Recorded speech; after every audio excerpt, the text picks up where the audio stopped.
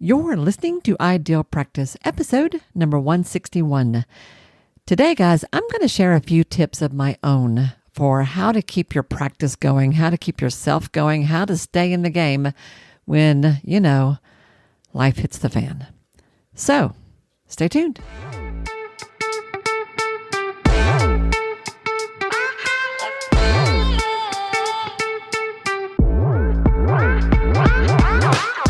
Hi, I'm Wendy Pitts-Reeves, and with over 2 decades of experience in the private practice world, I've built my 6-figure business while learning a lot of lessons the hard way.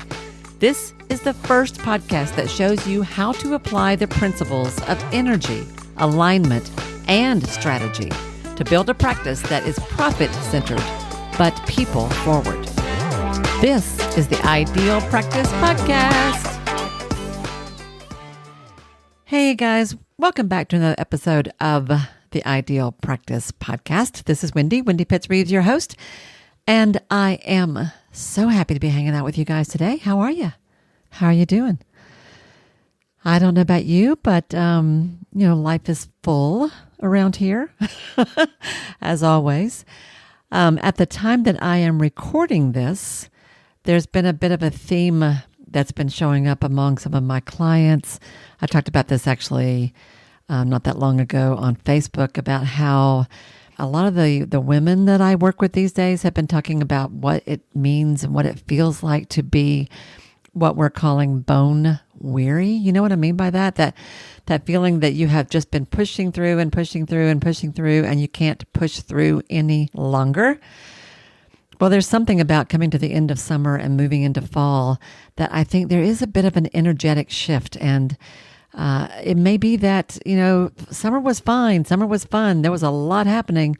Or summer was intense for a lot of folks. Summer was intense. And there's a little bit of maybe just a slight shift in the air, a little bit of a slowing down perhaps. If not, that's coming for sure. And I want to think about, and I want to talk about what happens when we are bone weary. I have to say, I was so touched by the conversation that I had with Gordon Brewer last week. Have you heard that?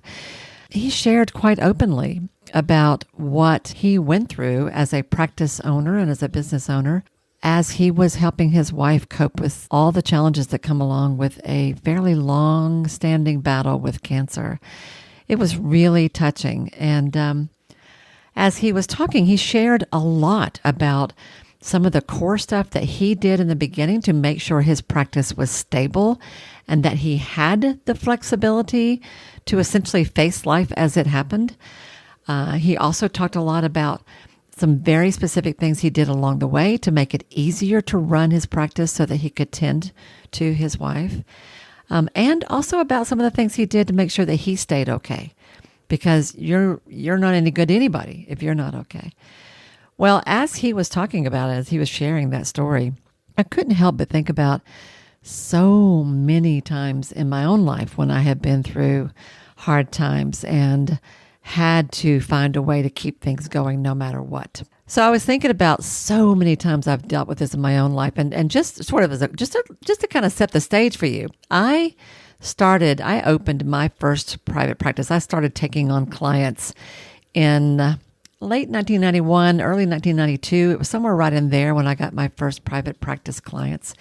At the time that I was beginning to dive into this, I still had a day job. I had a full-time job managing the family therapy department at a residential treatment center for dual diagnosis adolescents.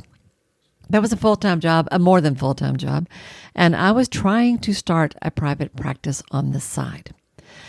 I was trying to do that. The reason I was doing that was because at the time that this was happening, I was in my early 30s, and I was smack dab in the middle of, or we were smack dab in the middle of infertility treatments, which, if you've been through anything like that, is incredibly expensive, physically challenging, emotionally challenging. It's hard on your relationship. It's hard on every single aspect of your life.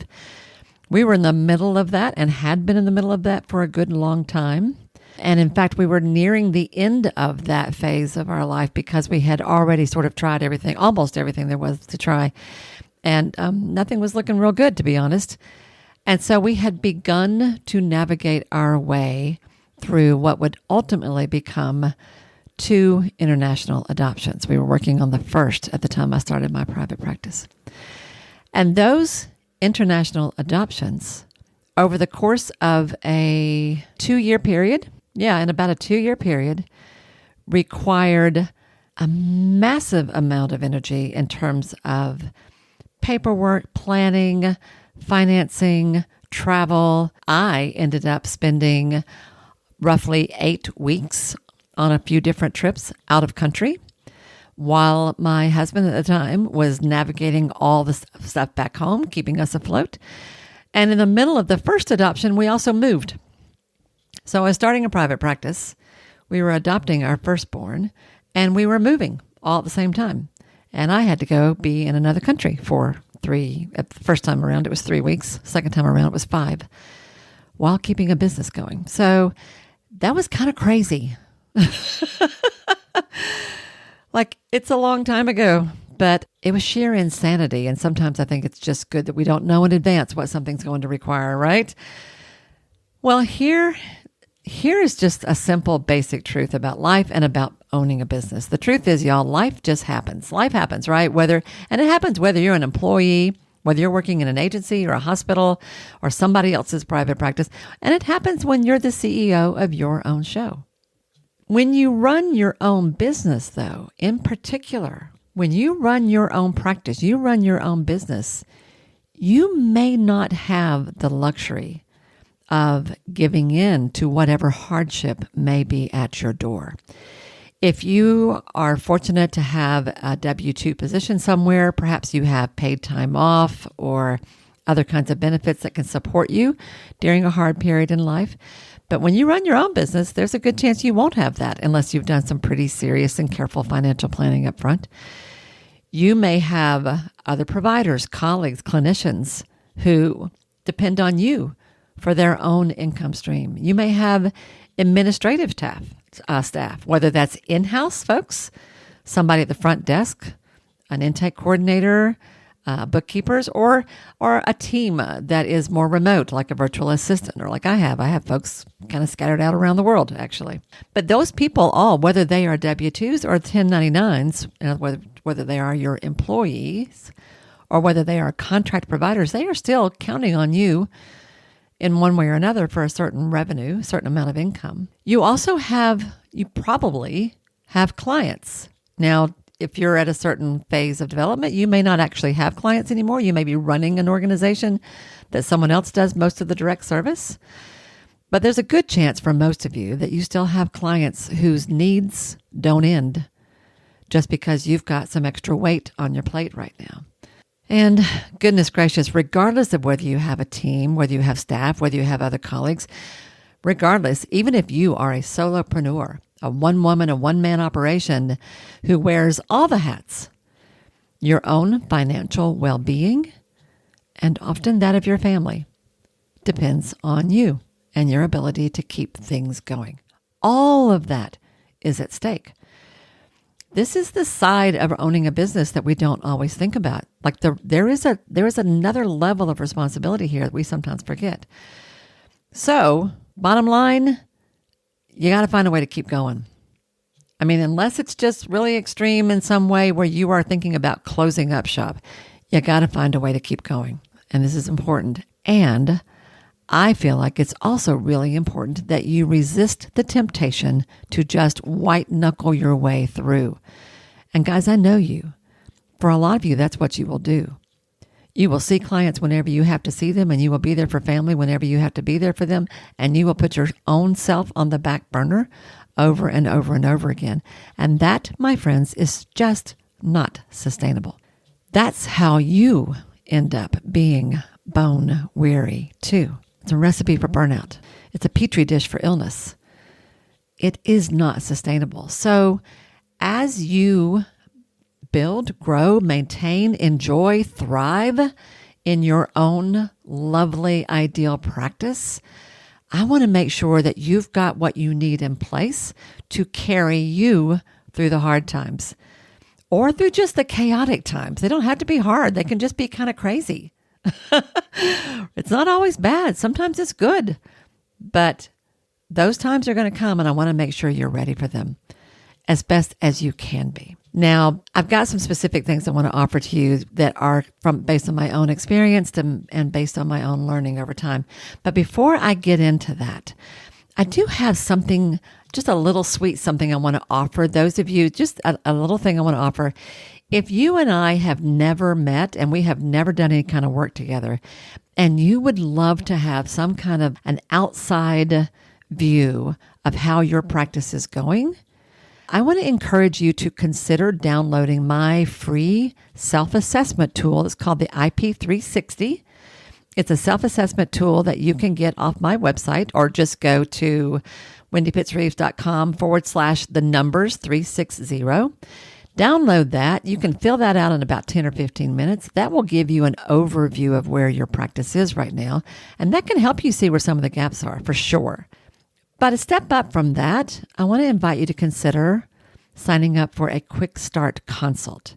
This is where I begin with everybody. It's a 90-minute kind of blitz work session where you and I dive in hard to something specific in your practice that you want some help with. And that IP360 can kind of show you what that might be, or you might already know what that is for you. You can learn about that by going to my website and just clicking on the Start Here button that you'll see at the top. That's the easiest way to find it. For those of you who I have worked with, if you are one of my lovely alumni, if you are one of my former students, if you and I have done some good work together in the past, if we've ever spent some time doing some work together, then I want to let you know that for you guys in particular, I have just put together a little something to help you kind of over the hump on whatever the thing is that you're working on right now. I'm calling it the Next Steps Mini Stack. Next Steps Mini Stack. It's just a little 3-part coaching engagement where we can identify what you're working on, set some really hard goals, do a little homework, a little prep work, get a little guidance, accountability, and support along the way, and see if we can't move the needle a little bit. It's a 3 coaching session little package I want to offer you. I've got it in 2 different formats, 60 minutes, 90 minutes. A lot of you kind of like the longer sessions. I do not have a landing page for this. There's no button you can click on. If you are interested in that and you are one of my alumni, just hit reply. Hit reply if you're getting the emails, or shoot me an email, wendy@wendypittsreeves.com, and say, I could use a little extra help, Wendy, to get past this next little section, this next little hump I've got to get over. Would love to have a little extra support. Shoot me an email to tell me about that, and I'll fill you in on the details. I just want to mention that because that's brand new, and y'all know I have not been offering a lot of coaching for this year. But because my own life is a little easier, I'm ready to start kind of dipping my toe back into that. And then this is a way I want to be able to support you. Just a little Next Steps mini stack. So reach out if you're curious about that.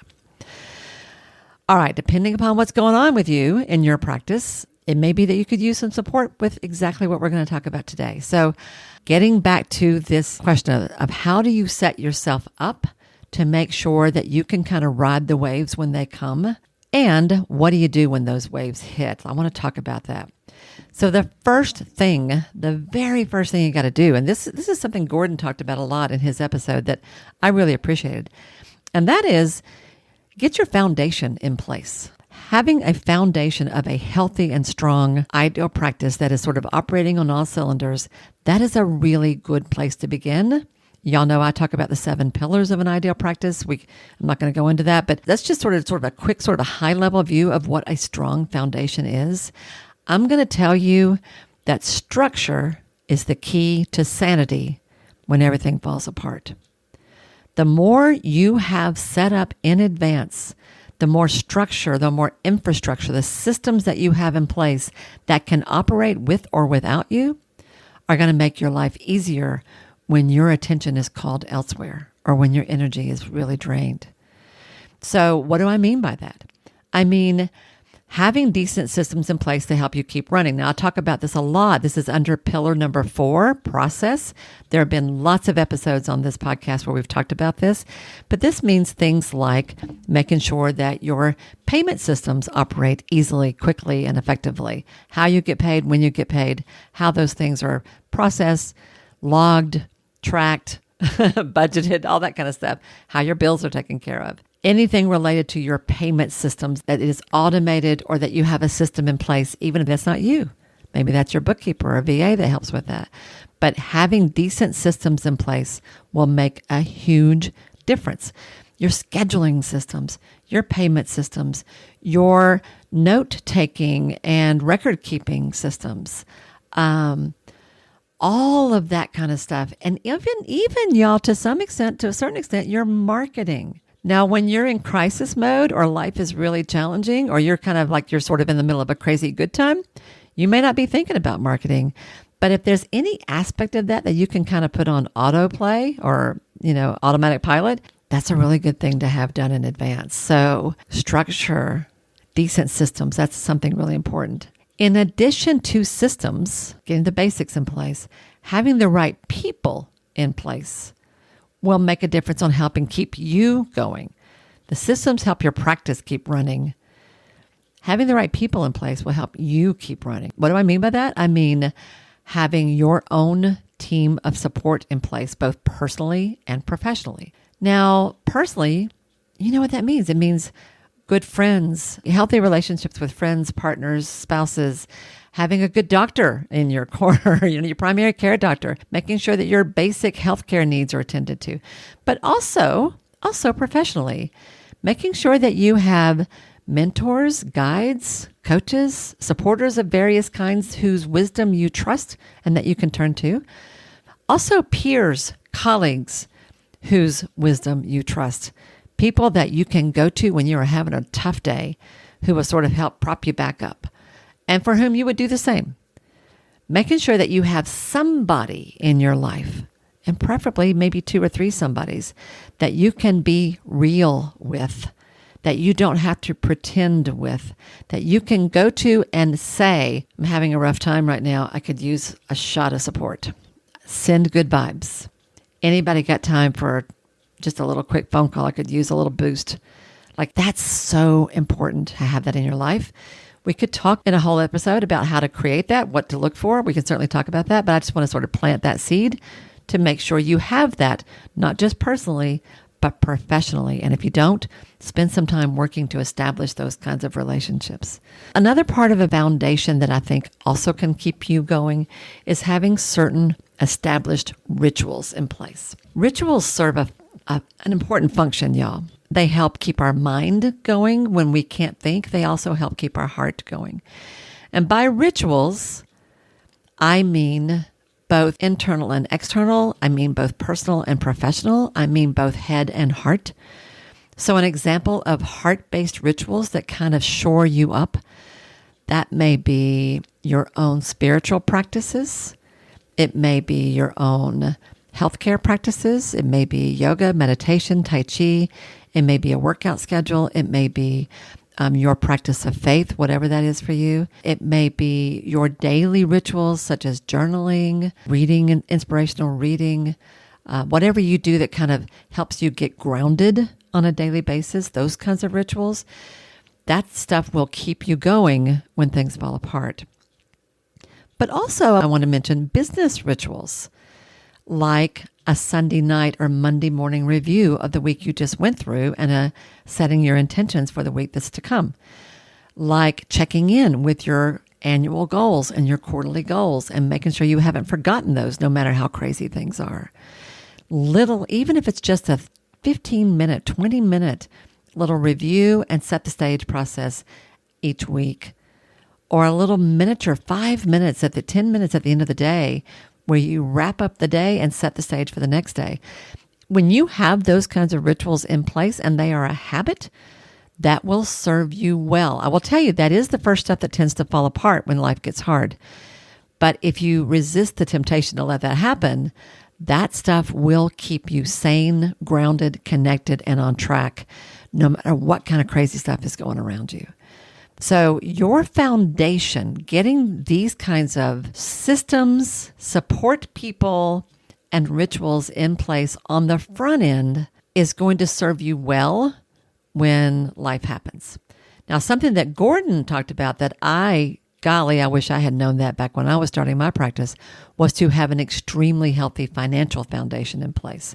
You can go back and listen to what he said about that, but he did some hard work on the front end to make sure that he was financially protected really pretty early on in his practice.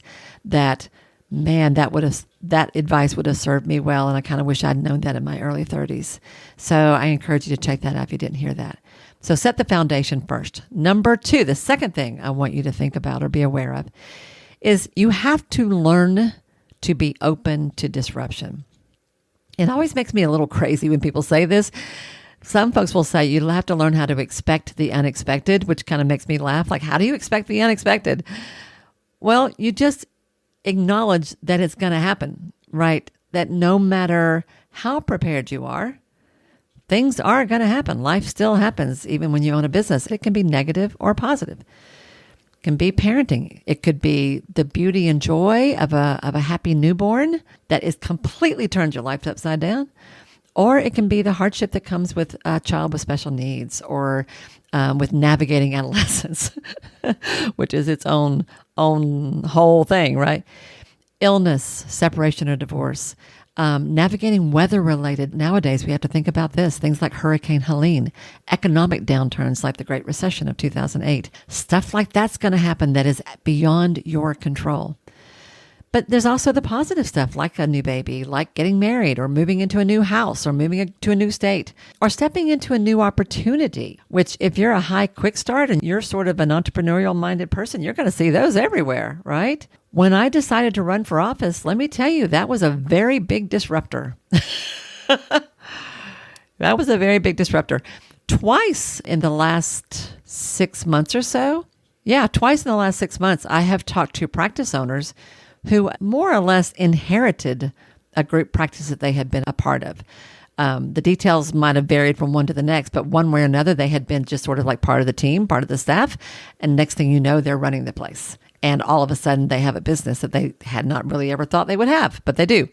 And now they have to figure out what to do with it. Like, that's an opportunity, right? That's also quite disruptive. The fact is, it's not a matter of if something's going to happen that's going to disrupt your practice, distract you from the work, challenge you in every possible way, get in the way of all those finely tuned plans you have. It's not a matter of if, it's a matter of when and how prepared you will be to address it. So let's assume you've got those foundational pieces in place, more or less. You've got a safety net, a social safety net, an emotional safety net, a financial safety net, a system safety net. You got all that sort of working pretty decent. So then what? Well, there's 2 things I really want to go over. One is I want to talk about how to spot the red flags that tell you are not doing as well as you think, and that it might be time to do something else. And then I want to talk about what that something else is. Okay? As I said, I know you all. You are strong, resilient, creative, problem-solving, big-hearted people who believe in the capacity of human beings to overcome all things, including yourself. And I know that you will push through over and over and over again. But I don't care who you are. There is a very real possibility that there are going to come times in your life when you are exceeding your own capacity to cope, because you too are human. Some of the things to look for, and if I'm preaching to the choir here, forgive me, but I'm going to say them anyway. Some of the things to look for that are more obvious: an inability to focus. You find yourself sitting down to pay your bills and you can't think. You can't make a decision. You know you need to make a call. You need to make a decision about how you're going to address something, and you just can't seem to do it. Disturbed sleep is an obvious one. If you're laying awake at night, going over problems in your head, worrying about how you're going to pay that tax bill, worrying about how you're going to be there for your grandmother when nobody else can help and you're the only one that everybody expects to lean on, worrying about how you're going to get through a crisis in your your relationship with your spouse or your partner, worrying about how you're going to take care of the building when you had a flood. Like if you find yourself laying awake at night, that's kind of a red flag. If you find yourself numbing out, and this is so easy to do, and we do it lots of ways, an extra glass of wine at night, vegging out in front of the TV, doom scrolling a little bit more than we mean to, setting up at midnight, literally scrolling through your phone on Facebook and watching everything and seeing nothing. All of those, that inability to focus and an inability to make decisions, not being able to sleep, sort of obsessing in your mind and numbing out. Those are some of the more obvious sort of behavioral things that can be kind of a clue that something's not okay here. What I want to point out that I think is not always recognized is when you find yourself being more emotionally reactive, not just to family and friends, but to your clients, whether they know it or not, whether it shows or not, because depending upon how far along you are in this process, you may still be able to hide it. You may also get to the point where you can't. But if you find yourself having a very sort of an unusually strong emotional reaction to a client, positive or negative, that could be a clue. That's all I'm saying. That could be a clue. And it might be a red flag that something here needs your attention for their sake as well as for yours. What do you do if you notice some of these? Well, at the very initial level, the very first thing I would always encourage you to do is go get some supervision. You're a healing arts professional. You're a therapist. You're a clinician. You know what you're doing. You know how to help other people. When you are on the edge of burnout, or when you are recognizing red flags in yourself that are saying, I should pay attention to this. Bottom level, go get some supervision. Reach out to a colleague whose opinion you value and trust. Ideally, I think it should be someone who's got a little distance from whatever you're dealing with. So this might not be your best friend. This might be a boss, maybe even a former boss. I've done that before. I've gone back to people I've worked with in the past who I respected to process something that's going on now.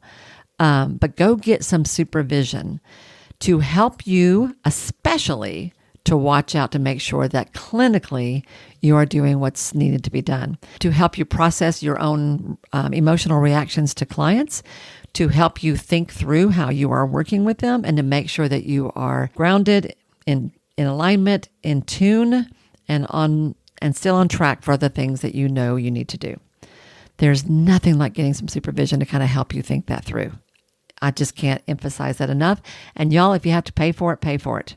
I have done that many, many, many, many times. Even with colleagues who I did consider close friends, I would pay for their time for supervision.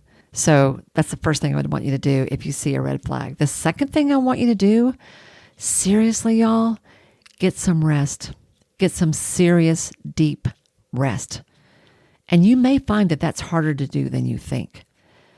Basically, what I want you to do is take some real time off in whatever way you can grab it, intentionally, regularly, and deeply. One of the challenges about taking time off is that if it's just a dip in the water here and there, you will not be able to slow your brain down long enough to actually rest. In the support/discussion group that I run for women leaders every month, it's called Accomplished. We were talking about this month about what this concept of being bone weary. And one of the women in that group was sharing, who has just gone through a job change and is currently in between jobs and trying to decide what she's going to do at this point.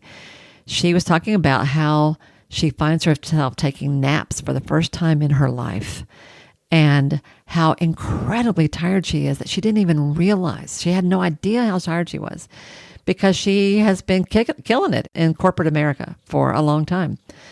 And all of a sudden that has stopped. And she's like, I just didn't even realize how tired I was. You need deep rest. The bare minimum way to do that is a minimum of a 2-week vacation. Once, twice, 3 times a year. If that's out of reach, take 3 or 4 days. If that's out of reach, take 1 whole day where your phone is turned off. Do whatever you have to do on a regular basis that gets you deep rest. I just can't emphasize that enough. Your body will thank you Your family will thank you. Your clients will thank you. And your brain will come back on board. So you will thank you. And then ultimately, of course, what I really want you to do is to just go get some help, some real help, just like you would tell your clients to do. That might mean going back into therapy yourself. It might mean working with a life coach. It might mean joining a support group of your own. It might mean time with a good friend. I am a huge fan of retreats, personal retreats, solo retreats, or girlfriend retreats. Take your bestie and the two of you go hole up in a lodge somewhere, a cabin, a nice hotel that you love. Order room service. Like, do what you need to do to feed your soul. Like, seriously, if you need to go back into therapy, go back into therapy. Do what you need to do, because sometimes the work that you are being called to do is what happens on the other side of rest.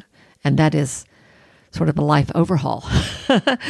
Because there's nothing like running our business to bring up our own stuff. And when life happens, which it does, that too will challenge you in so many ways. So give yourself the same gift you would want for your clients. Surround yourself with the support you need to be okay. All right? So I just wanted to lay this stuff out. In particular, I wanted to emphasize the point about recognizing red flags, and I wanted to particularly emphasize the importance of getting good supervision, about creating space in your life for deep rest, and about allowing yourself to go seek help when you need it. Because that's how you last for the long haul. And we need you to last for the long haul.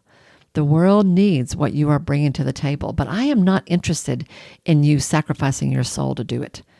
I don't want that. I don't think anybody who loves you wants that. So this too is part of responsible business ownership. This too is part of being a leader in your practice. This too is part of what it means to run and successfully manage a sustainable, enjoyable, profitable ideal practice. I'll tell you, so I told you, I started my practice when I was smack dab in the middle of adopting my firstborn, sweet little boy that he was, while we were moving house, while I had to be out of the country for weeks at a time, while I was running a department in a treatment center and starting a practice. I mean, totally freaking insane. Well, in the 25 plus years since then, that hasn't gotten any easier. In the 25 plus years since then, when I've been running a business or three, like many, if not most of you, I have had to cope with life.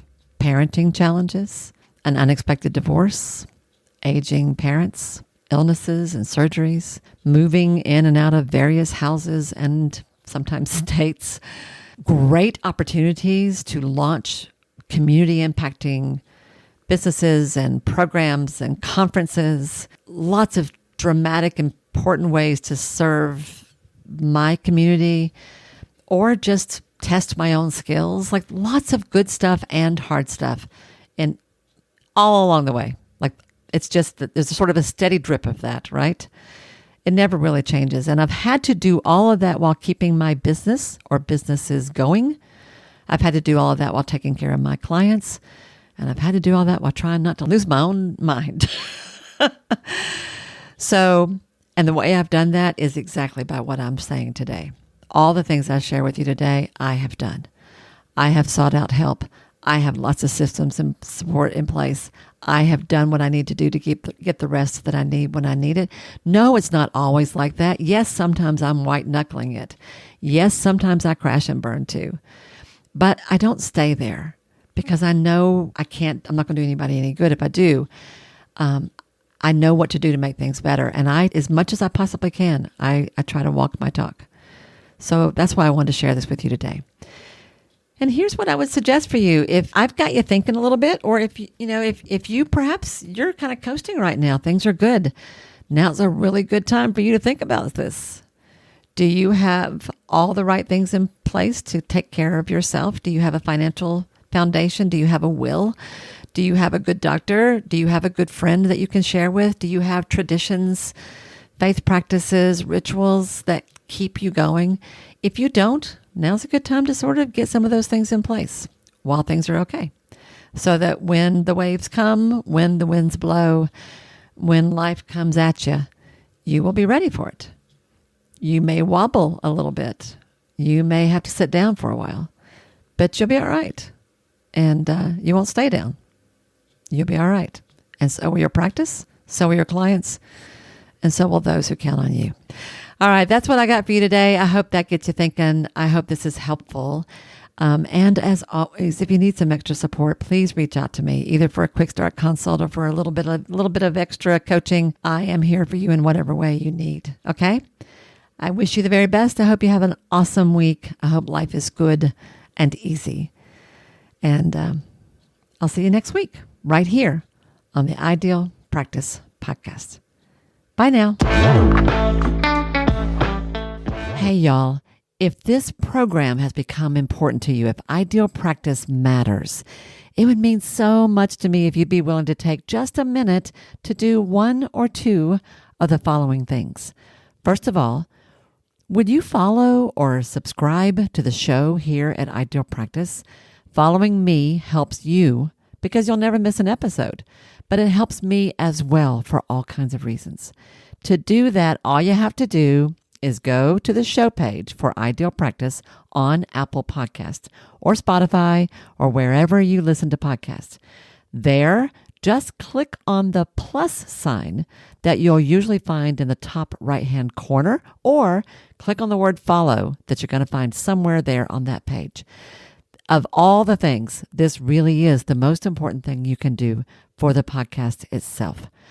While you're there, it would be extra special if you would be willing to give me a 5-star rating, and even better than that, a review with your own words. Your words matter. And when you write what you feel, what you think, you uplift and encourage others. And I love that. If you want to go a step further than that, take your favorite episode or two, one of the ones that has meant a lot to you, and share it with a friend. Could you do one or two of those things for me?